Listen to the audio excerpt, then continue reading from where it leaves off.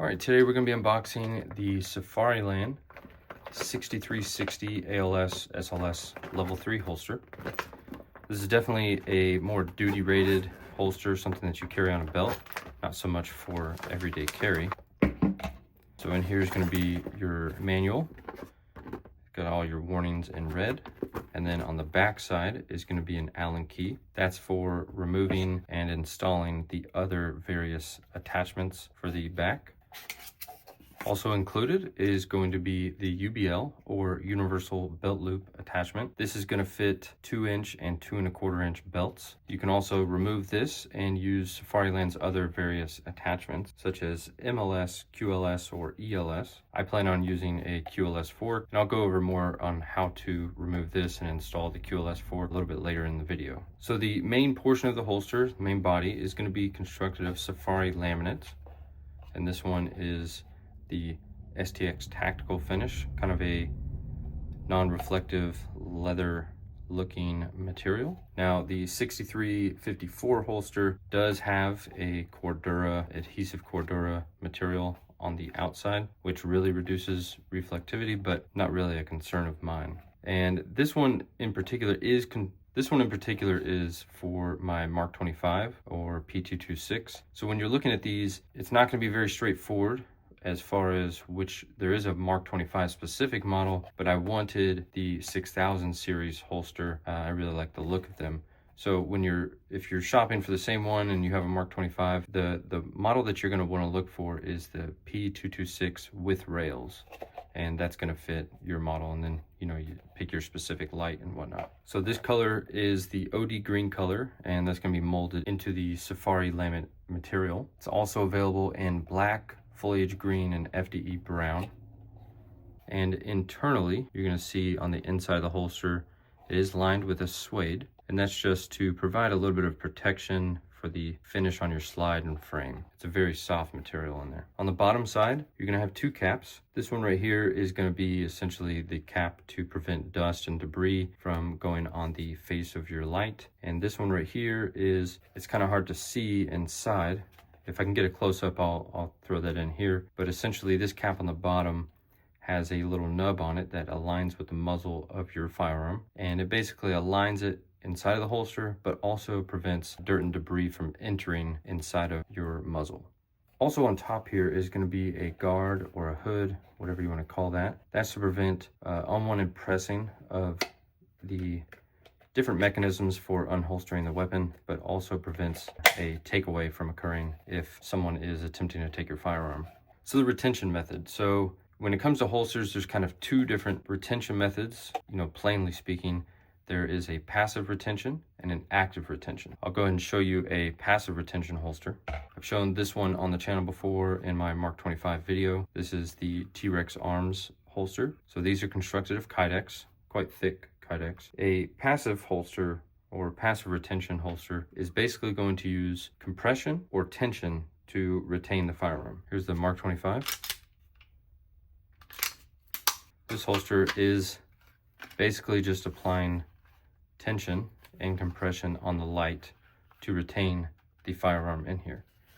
And when unholstering it, you're basically just breaking that compression and tension by just pulling it out of the holster. The other way to provide firearm retention is with an active retention holster, and that's essentially what the Safariland 6000 series are. So when you holster the weapon,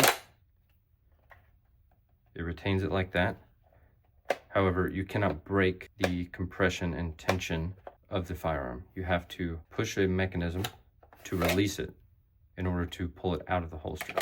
Now, some people argue that active holsters create a barrier and the possibility of this mechanism breaking. And while that is true, definitely not going to break on a passive retention holster. However, I've not really seen many of these fail, if any. If you can point out any videos where it shows where the Safariland style of retention fails, point me in that direction, and I'd like to check it out. These have been proven both in combat and police use, proven as far as their functionality and working through hard use. I think it's a great option to go with. So when it comes to Safariland holsters, there's 3 levels of retention. You have level 1, and they describe that as one movement, and that's their level 1 style of holsters are going to feature the ALS button only. So right here is the ALS button. So that holster is basically going to look just like this, where you holster the firearm and you release it like that. They consider that level 1. So level 2,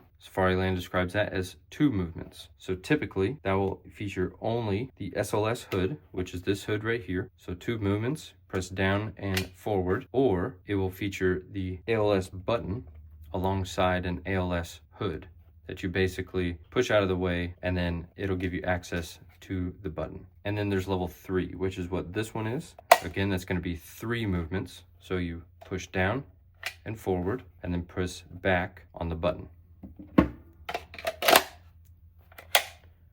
So there it is in the holster. So you press down, forward, still can't remove the firearm, and you press down on the button to release it. So the other side to this is how the firearm is retained in the holster. So typically with a light bearing passive retention holster, it's going to retain the firearm on the light itself. And sometimes on the trigger guard, you'll see a little indentation where it holds it right there. The way that Safariland active holsters retain the firearm is via the ejection side. I'll try and roll in some footage of how this mechanism works, but essentially it's putting some material in here to retain the firearm in this groove where you have your brass eject from. We'll do another demonstration of how it holsters. And the other thing I really like about the Safariland holsters is how straight you both pull the firearm out and put it in. It's there's no tugging or pulling. It's basically 100% released when that button is pressed. And when it's actually in the holster, you have little to zero movement of the firearm in there. I'll show you with the T-Rex Arms one. It's pretty tight as well, but overcoming that force of that compression around the light is the one negative side of a passive retention holster. So next up, we're going to demonstrate how to remove the UBL and then attach a QLS fork to your 6360. All right, so in order to attach your QLS fork, or pretty much any other attachment when it comes to the holster, you're gonna need a couple things. So I always use blue 242 Loctite. It's not completely needed, but it's definitely something I recommend using. And then I've got some Q-tips in case there's some excess on the screws. And then I'm also going to be using, you can use the Allen key that's included in the box, but I'm just going to be using my ratchet Allen, and that's going to be an 1/8 size Allen bit. And then of course the QLS fork itself. So to remove this,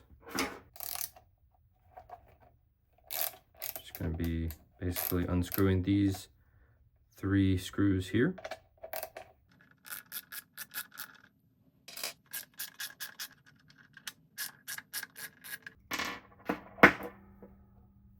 And the UBL should just pop right off. So now attaching your QLS fork. So I always like to kind of start this off by not using Loctite right away and kind of placing this on there and seeing how it looks and whether or not I'm going to need to use a standoff or not. A lot of times you are going to have to use a standoff with your QLS fork, but we'll go ahead and try to attach it without using a standoff, and then see what type of adjustment is going to be needed as far as my belt setup. But I always recommend trying to find a hardware kit. I've got plenty of this Safariland hardware and various different types of standoffs. And what I mean by a standoff is more or less a spacer. So there's these soft rubber ones, and then there's like hard plastic ones. And you can find different Safariland hardware kits or holster kits with different sizes, different shapes, different materials. This is just the various different screws and attachments that I have. So like I said, we're going to try this without a standoff. So I did notice that on the bottom, they were not using a washer. We'll see how that is without a washer. Like I said, I'm not using the Loctite now, just so I can figure out where I want this, and then after I figured out on my belt, then I'll go ahead and Loctite everything down. And again, I'm not going to be able to use the washers that were on the UBL, but I can reuse the screws that came with it. We're just going to kind of snug everything into place and then give this a test fit on my belt. All right, so here is my belt with the QLS plate on my True North modular holster adapter. And here is the QLS fork attached. So you kind of just line everything up like that and push it down until it clicks in place. So just like that, it looks like I'm not going to need any spacers. And there is the fitment and clearance of everything. Everything looks really great as far as spacing goes. Let's try to insert the Mark 25.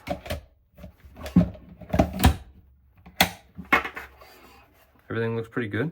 May have to cant it a little bit forward as far as my liking, but let's go ahead and take this to the range and see if I can run some drills. One tip that Safariland does recommend is that the holster, due to its tight tolerances, is going to take a little bit of time to kind of break in and just kind of really form to your firearm. So they do recommend to practice with your handgun unloaded until the holster is broken in and a 2-second draw time is achieved.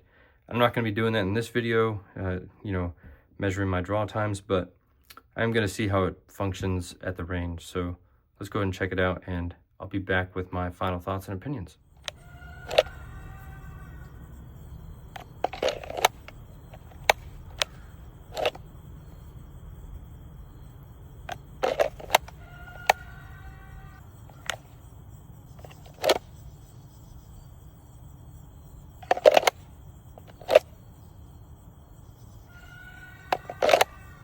So as I demonstrated out there when I was showing you the holstering of the Mark 25 and the 6360, that there's kind of two ways you can go about using the 6360. So in situations where you feel that a threat is imminent or going to occur, you can use the SLS hood as a kind of preparatory phase to unholstering your weapon. So even with the hood down, the holster is still retaining the firearm, and you still have to act on it one more time in order to unholster it. You could look at this as just a preparatory thing to kind of push it down, or you could train to the idea of pushing this forward and unholstering it like that. That's totally up to you and how you intend to utilize the holster. I kind of like that idea. Just keep this on, and then if I feel that the firearm is going to be unholstered at any point within a given time period, I would go ahead and just push that forward. Everything's retained. I could still run with this, and the gun isn't going to fall or get removed through a takeaway or whatever. And if I feel like I don't need to use it anymore, I can just flip that up and everything's good to go. Now, as far as unholstering, I enjoy the action and the ability to immediately unholster this as soon as I want to. The one thing with passive retention holsters is that overcoming that compression. And so with this, the second that button is released, that gun's coming out with no resistance behind it. It comes out every time you want it to, and there's zero resistance. There's a little bit of resistance going in, of course, because you need to push that mechanism out of the way and then have it click in place. But yeah, with a passive retention holster, that initial overcoming that compression is one of the things I dislike. But I do see the argument where when you have moving parts fail, and right here you've got two moving parts that are essentially holding your firearm in a holster. And so, if the hood were to fail, or if the button were to fail, essentially you're not going to be able to unholster your weapon. Now, I do think that you can kind of rip this out, and that might ruin the mechanism or break the mechanism, but I do think that it's not in there permanently, of course. Yeah, I really like the overall design, look, and color of the OD green, and I really like the functionality of using the hood as kind of a preparatory thing. I think that's pretty cool, and it's definitely not going anywhere inside of this holster. So those are pretty much my thoughts and opinions. This is definitely going to be a mainstay holster on my belt here. This is definitely one of my favorite firearms, so why I wanted to go with the Safariland 6360 for the 226 Mark 25. All right, so if you guys have any questions on the Safariland 6360, just drop a comment down below and I'll do my best to get back with you. Thank y'all for watching.